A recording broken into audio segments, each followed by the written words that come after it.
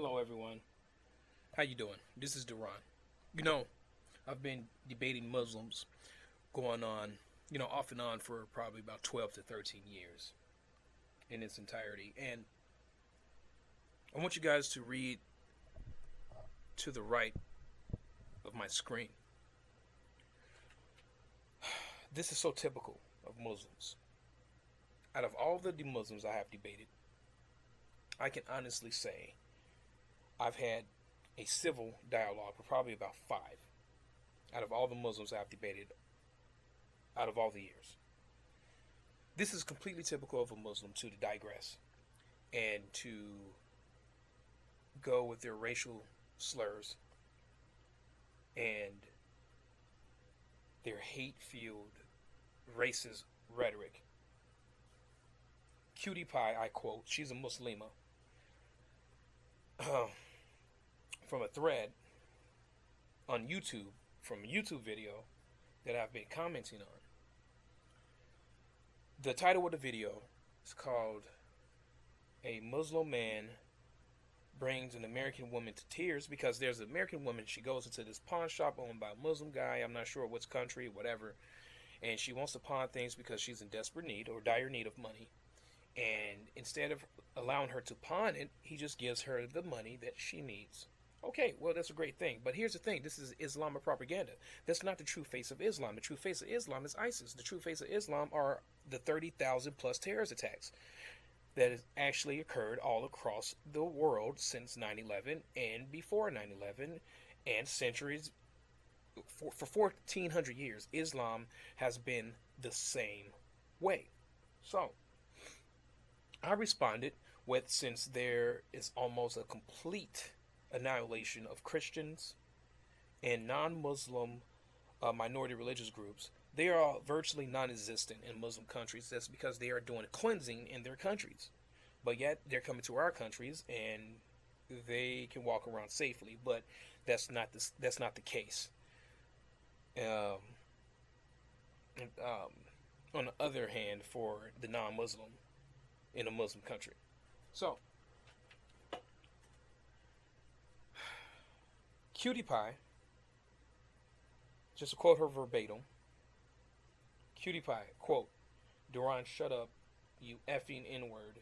Go F your white B-word." Okay, I guess because I'm a black guy. See how stereotypical she is. So I'm a black guy and I'm supposed to have a white girl, I guess. Even though I'm single. But anyway, you white wannabe, because I know how to articulate myself. I guess I want to act white, which this is a huge indication that this is what she thinks about blacks, that blacks are not educated. This is what she's saying indirectly. So, a non-Muslim N-word telling Muslims what he believes is true. Laugh aloud, go hide before the police shoots you, B-word, bye-bye, so on and so on and so on and etc. This is so typical for Muslims. Anyway, I didn't digress with her, but I just told her, thank you for actually trying to use some type of a distraction technique, which is typical. I'm used to it. I already know what to expect from these Muslims. So, the dialogue actually got civil again. But here's the sad reality of it, you guys.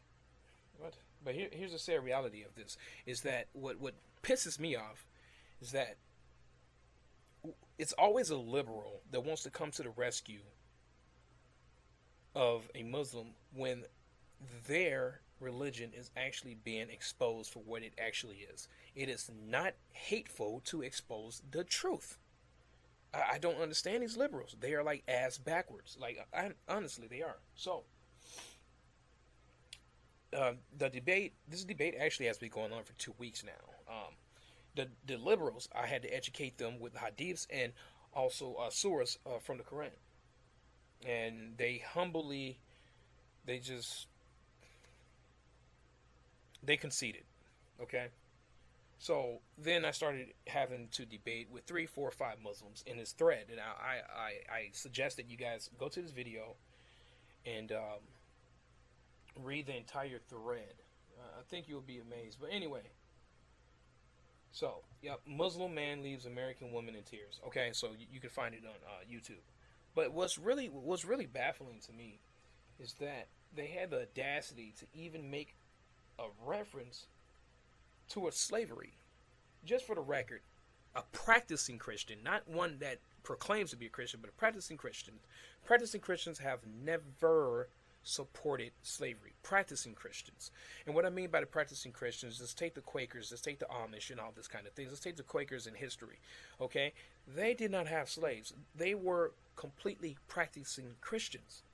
Okay? And it was Christians who abolished slavery. Nothing to do with Islam. Islam sanctions slavery, and Islam has been having Africans in slavery centuries and centuries, way before Europeans got involved in the slave trade, and Europeans were actually purchasing their slaves from Muslims.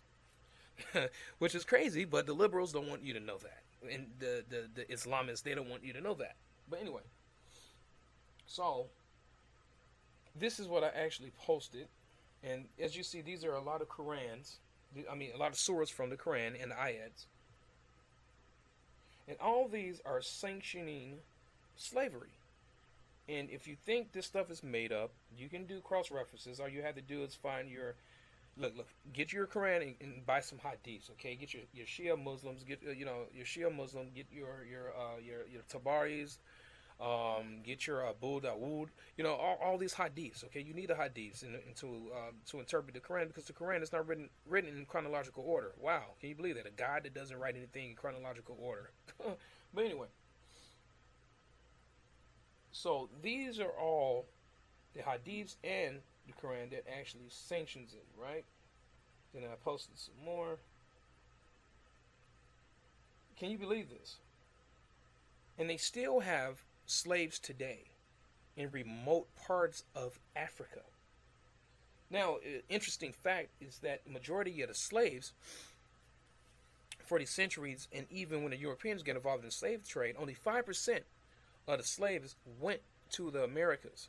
Majority of the slaves went to the different islands and also predominantly Muslim countries. But anyway, you know that Islam says that there's no racism in it, right? So let's look at the racism right here. Racism in Islam against blacks and how blacks are going to hell. Facts of Islamic racism, black skin, and Judgment Day. So, anyway, these are a lot of hadiths. A lot of hadiths that actually says that blacks are animals, and that's the only thing that differentiates a black from an animal is that the black walks upright. The black is a raisin head, pug nose. The blacks are completely ignorant. They're stupid. They were made to be slaves. They stink. They're cannibals, etc., etc., etc., etc. If you refer to the Prophet Muhammad, if you refer to him as being black, you are to be killed. It's crazy. And then also when you get to like the creationism with Islam, with Adam, he was struck, on both sides of his shoulders, and one side poured out white dust, the other one poured out black dust, and the black dust are the people who are going to hell, and people's faces would be darkened, right? Blacks, and those are the people who are made for hell, and those are the people's face color when they go to hell. Interesting, right? So I was wondering, why were Muslims acting this way when I would expose them? This is what they think about blacks, and this is why they actually call blacks out of their names, because this is what Islam teaches. Teaches that Arabs are superior to any other ethnicity, and that blacks are at the bottom of the totem pole. Basically, okay, just to, if you catch my drift here. And to get to the gist of it, I think it's really sad that a lot of people are not educated. You liberals need to start beefing up on your education instead of coming out with these misinformed opinions, okay? Islam is completely illogical, counterintuitive, it's inimical, it's just completely barbaric, primitive, and savage. And you can judge a tree by its fruits. Look at Islam, and you tell me this is the religion of peace. You can't. You can't. If you are a real person, which a real person acknowledges facts, and you're not in the state of denial, you can say that Islam is